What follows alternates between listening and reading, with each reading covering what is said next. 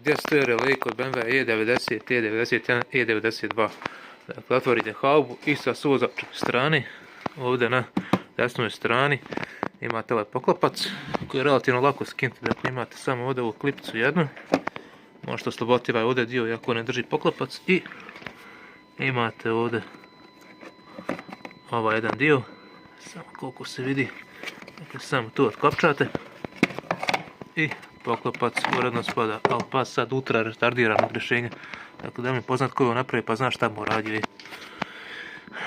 Ispod ove ovdje zaštite nalazim se ti glavni relay, ako ne čak i svi, nisam siguran. Sad ja već gubim ovdje živce, pošto sam vidio na YouTube kako se ovo skida. Dakle, imate ovdje ovaj mehanizam koji se pomjera, a opaz ovo sad, znači mehanizam ima ovdje, ima s ove strane, ima također s ove strane ovdje. Šta najbolje raditi? Najbolje znači odvrnuti ovaj ovdje šaraf, otkopčati ovaj senzor, mislim da je ovo senzor vanjske temperature, ako se ne varam, nije ni bitno. Dakle, samo ga otkopčate na ovdje klipice, to je najmanji problem. I zadignete ovaj crni dio ovdje. I dignete to sve, i znači malo mučite muku, psujete, šta već sve ne radite, ne znam ni ja. I onda skinete ovaj ovdje dio.